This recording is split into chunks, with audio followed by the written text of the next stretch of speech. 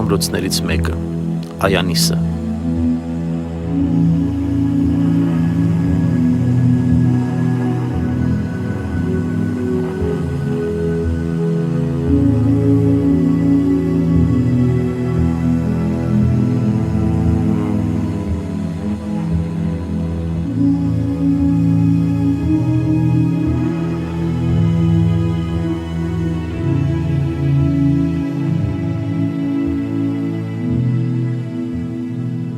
Առանձնակի արժեք ու նշանակություն ունեն հուշարձանի կենտրոնում գտնվող տաճարի բարձրաքանդակները,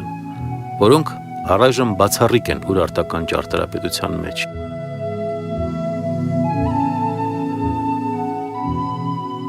Դրանցում ներկայացված են կենաց ծառերի, աղոթող քրմերի, այռուցների, ցուլերի ու առասպելական կենդանիների խորաքանդակներ։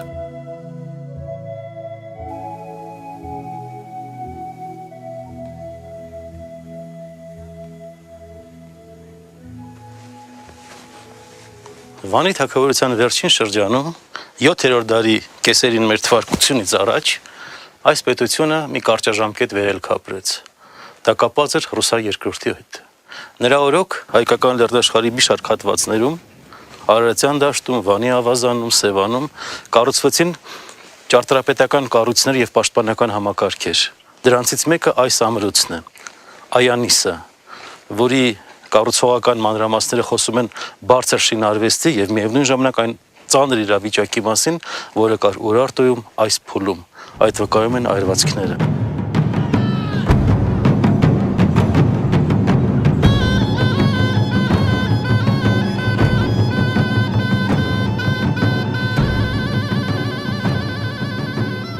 Այդ ճգնաժամի դաժան հետքերը հստակորեն նկատելի են Ռուսա երկրորդի կառուցած մյուս բերդամրոցում, Կարմիր բլուր հնագիտական հուշարձանում, Թեյշեբայինիում։ Այստեղ եւս ամրոցը հրկիզվել ու գրավվել է հանկարծակի գրոհով, եւ քաղաքի պաշտպանների մի զգալի մասը չի հասցրել լքել այն։ Այս արժեքավոր հնագիտական նյութերը հայտնաբերվել են այրված քաղաքի փլատակների պեղումների ժամանակ եւ վկայում են, որ այն մեր թվարկությունից առաջ 7-րդ դարում կարևոր վարչական ու մշակութային կենտրոն է եղել։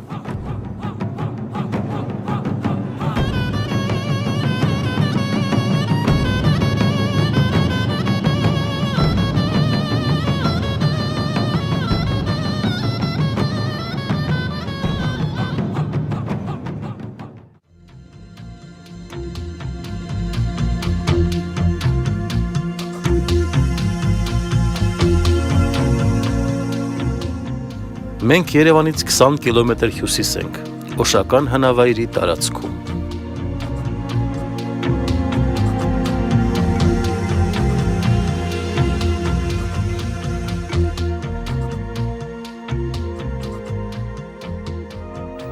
Քրիստոսի ծնունդից առաջ 7-րդ դարի երկրորդ կեսին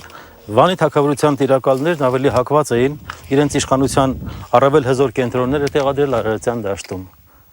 Պատճառն այն էր, որ հարավային հատվածներում առավել հզոր էր ասորական ազդեցությունը։ Մոտավորապես 7-րդ դարի երկրորդ կեսին հատկապես ուժեղացավ Ռուսա երկրորդի գերիշխանությունն այս շրջանում, որն էլ մի շարք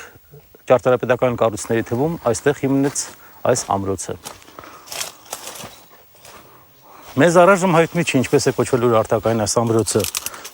ինչքան ժամանակ է այն հզորությունը իր պահպանել եւ ինչպեսի թշնամիների է դիմակայել, սակայն հայտնի է մի բան. այս ամրոցը Ուրարտական պետության, Վանի թագավորության իշխանության վերջին շրջանի ամենակարևոր եւ ամենաաչքի ընկնող հուշարձաններից մեկն է, եւ այս հուշարձանը այն լուր եւ վկա խորհրդանիշն է, թե ինչքան բարձր եւ մեծ է եղել հայկական լեռնաշխարհում մշակույթը մեր թվարկությունից առաջ 7-րդ դարի երկրորդ կեսին։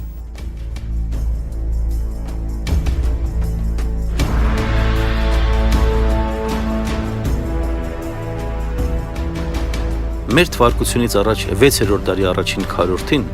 սկյութական ու մարական ցեղերի հարվածների տակ Վանի թագավորությունը Ուրարտուն հեռացավ պատմության թատերաբեմից։ Նրան հաջորդեց մի նոր քաղաքական կազմավորում, Երևանունների հայոց թագավորությունը, որն ամբողջապես ընդգրկեց իր նախորդի գրաված տարածքը եւ պատմական, քաղաքական ու մշակութային առումով անմիջականորեն նրա իրավահաջորդը դարձավ։ Այս ժամանակահատվածի մասին վկայում են Հյուսիսային Հայաստանից գտնված ռազմիկների բրոնզե արձանիկները, Կարսի թանգարանում պահվող կենդանակերպ անոթները, Գավառի ծորակավոր սափորը, Կերենի և Սյունիքի մարդակերպ ծիսական խեցեղեն։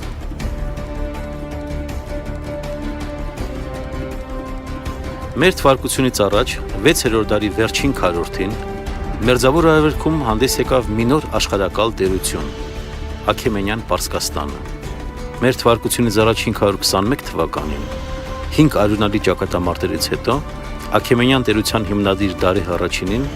վերջապես հաջողվեց նվաճել Երևանդների հայոց թագավորությունն ու այն դարձնել իր լայնածավալ տերության մի մասը։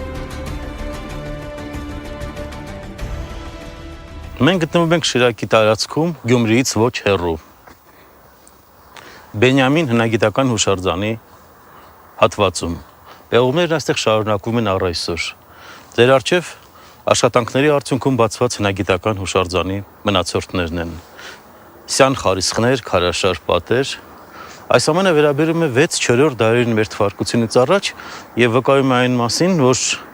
անգամ ծանր ժամանակահատվածում հայ ժողովուրդը շարունակել է իր շինարար աշխատանքը, կառուցել է տաճարական եւ պալատական համալիրներ։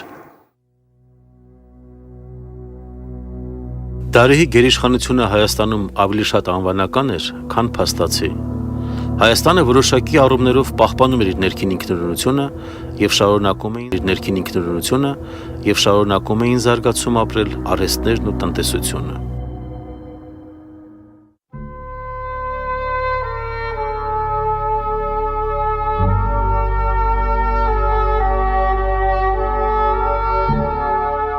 Ինչպես երևում է հնագիտական հարուստ նյութերից,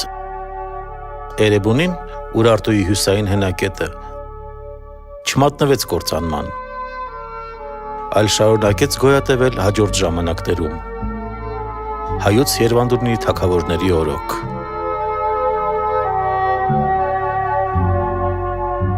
Այս ժամանակներից են պահպանվել կրակի տաճարն ու մի քանի այլ կառույցներ, որոնք արդեն Աքեմենյան շրջանին են պատկանում։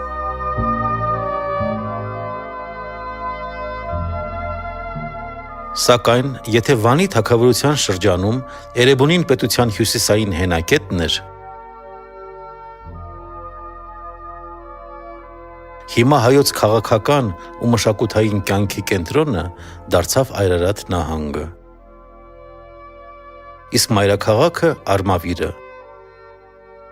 որը կառուցվել է Արգիշտի Խինելի քաղաքի տեղում։